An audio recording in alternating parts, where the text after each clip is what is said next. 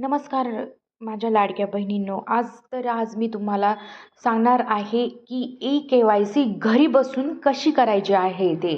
कुणाची हेल्प न घेता स्वतःच्या मोबाईलवर तुम्ही अगदी 2 मिनिटात तुमची ई-के-वाय-सी, लाडकी बहीण योजनेची ई-के-वाय-सी करू शकता. तर चला तर मग फर्स्ट स्टेप आहे इथे Googleवरती जाऊन सर्च करायचं आणि टाकायचं लाडकी बहीण योजना. तिथं ई-के-वाय-सी लगेच येतं. तर त्यानंतर आपल्याला ऑफिशियल वेबसाईट पाहिजे. म्हणून ही जी आहे लाडकी बहीण योजना आणि हा लोगो दिसतोय, तर ही ऑफिशियल वेबसाईट आहे. या ऑफिशियल वेबसाईटवरती क्लिक करायचं. त्यानंतर याच्यात आणखी आपल्याला एक लिंक दिलेली असेल ऑफिशियल योजनेची, ऑफिशियल वेबसाईटची. हे बंद करा. तर ही झाली आपली ऑफिशियल वेबसाईटची ई-के-वाय-सीचं पोर्टल. तर आता या ई-के-वाय-सीच्या पोर्टलमध्ये तुम्ही पाहू शकता, इथे दिलेलं आहे बघा, ई-के-वाय-सी मुख्यमंत्री माझी लाडकी बहीण योजना, लाभार्थी आधार क्रमांक. आता लाभार्थी आधार क्रमांक म्हणजे इथे तुमचा आधार क्रमांक टाकायचा आहे. हे बघा, आता मी सगळ्या गोष्टी तुम्हाला स्टेप बाय स्टेप इथं करून दाखवणार आहे आणि तुमच्यासमोर सगळ्या गोष्टी टाकणार आहेत. हे बघा, 4082284183. पण हा लक्षात असू द्या, हा जो तुम्ही आधार क्रमांक टाकणार आहे ना, तो तुमच्या मोबाईलला लिंक असला पाहिजे. त्यानंतर इथे एक कॅप्चा दिलेला आहे, तो एंटर करायचा आहे. कॅप्चा काय आहे? 65444098. ठीक आहे.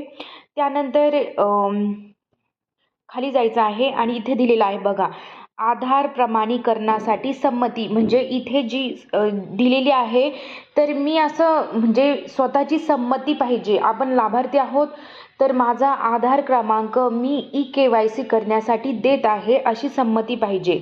मग इथं मी सहमत आहे वरती क्लिक करा आणि OTP पाठवा यावरती तुम्हाला क्लिक करायचं आहे. हे बघा, इथे OTP पाठवा. आता ठीक आहे, मी इथं क्लिक केलेलं आहे. तर माझा OTP याच नंबरवर येणार आहे, कारण माझा हाच नंबर क्लिक आहे. हे बघा, आला OTP 639042. 639042 हा माझा 9042. ठीक आहे, 639042 असा OTPचा आपल्याला मेसेज येईल. OTP टाकायचा आहे, तो 9 मिनिटासाठी आपल्याला व्हॅलिड असणार आहे.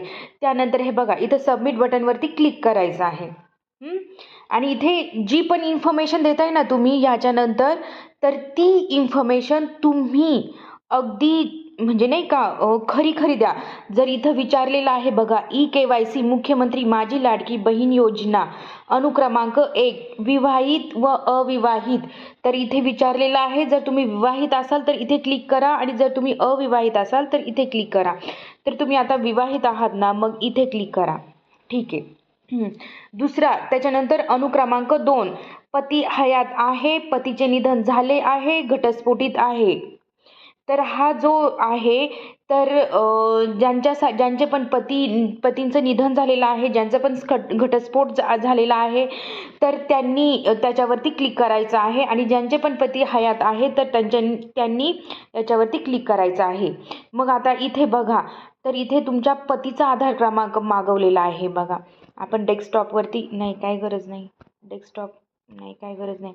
आता हे बघा, इथे मागवलेलं आहे त्यांनी, पतीचा आधार क्रमांक द्या.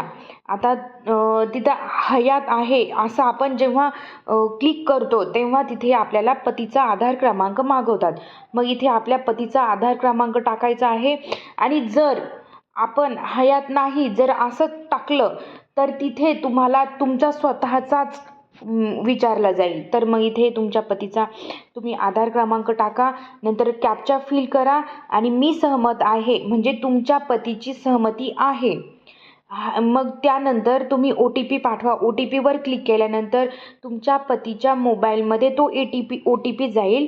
तो तुम्ही इथे टाकायचा आहे, सहमत करायचा आहे. नंतर OTP पाठवा, त्याच्यावर क्लिक करायचं आहे आणि तो OTP तुम्हाला येईल आणि मग तुमचा ई-के-वाय-सी कंप्लीट झालेली आहे. तर आपण तर अशा प्रकारे तुम्ही तुमची घर बसल्या KYC करू शकतात. आणि अशाच न्यू अपडेटसाठी माझ्या चॅनलला नक्की सबस्क्राईब करा.